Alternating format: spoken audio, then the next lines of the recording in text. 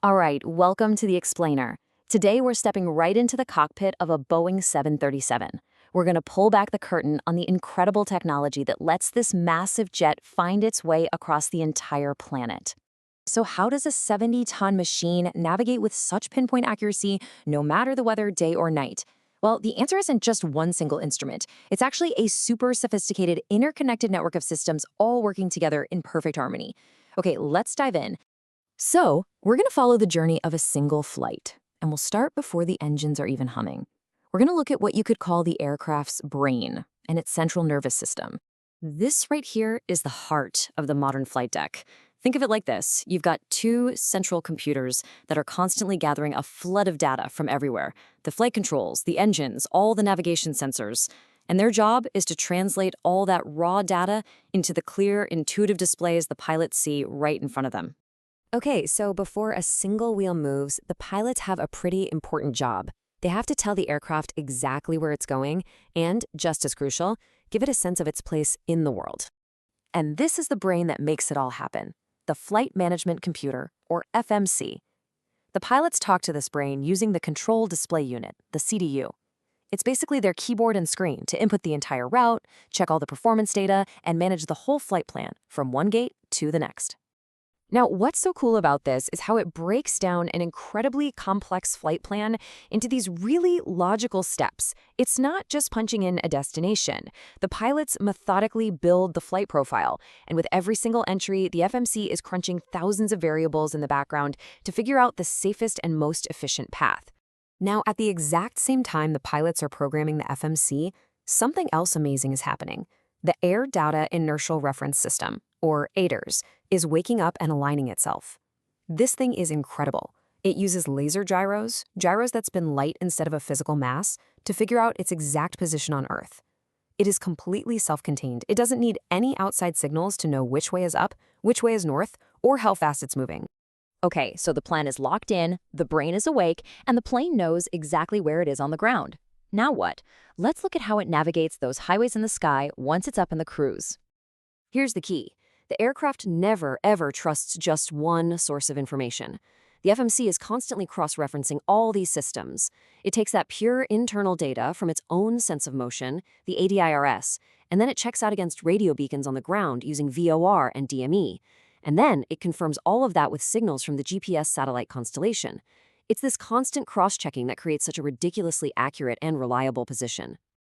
And this is where things get really smart and, honestly, super safe. The pilots don't have to sit there constantly fiddling with dials, tuning in new radio frequencies as they fly. The FMC knows the route, so it just automatically tunes the radios to the next station on the path, which means it gets a constant, uninterrupted stream of position updates. All right, so knowing your own position is one thing, but what about everything else that's out there? Navigation isn't just about where you are. It's about seeing what's around you, even when you can't physically see it with your own eyes. So, tucked away right in the nose cone of the plane is this 30-inch antenna. It's constantly sending out little radio pulses and then listening for the echoes that bounce off of water droplets.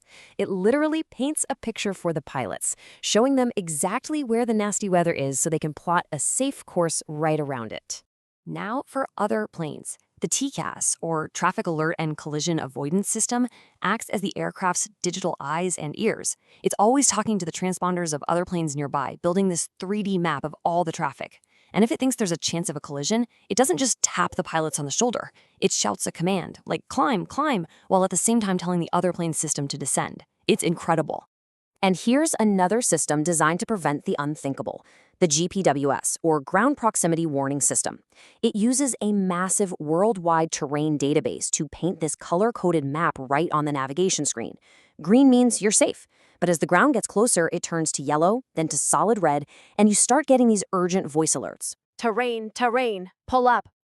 All right, let's talk about the most critical phase of any flight, the landing. This is where a whole special set of systems comes online to provide extreme precision for a safe touchdown.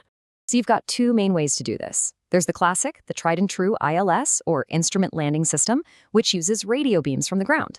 Then there's the newcomer, GLS, which uses super accurate GPS. But the goal is exactly the same: create a perfect electronic pathway, a highway in the sky, leading right down to the runway. These signals feed right into the autopilot, allowing for perfect approaches even in zero visibility. You see, when you're way up high, the normal altimeter that measures air pressure is fine. But when you get close to the runway, you need to know your height above the actual ground, exactly. And that's where the radio altimeter kicks in. It's absolutely vital for those last few moments of flight. And get this, we are talking about incredible precision. Once the plane gets below 100 feet, this system is reporting its altitude in 2-foot increments. Think about that. That level of detail is what makes things like a fully automatic landing possible, and it gives the pilots critical awareness when they're landing by hand. And finally, you've got the cherry on top, the head-up display, or HUD. This is where it all comes together. It takes all that key information, the guidance from the landing system, the speed and altitude from the ADIRS, the exact height from the radio altimeter, and it projects it all onto a clear screen right in the pilot's line of sight. So they can fly the perfect approach with all the data they need without ever taking their eyes off the runway. So, when you take a step back and you put all of these individual pieces together, what do you actually get? Well, it's like an orchestra. Each one of these systems we've talked about is like a single vital instrument. And the flight management computer, that's the conductor. It makes sure every instrument is playing in perfect harmony, taking data from one to double-check another, and creating one single, unified, and totally reliable picture of the flight for the crew. And that right there, that is the core philosophy behind modern aviation safety.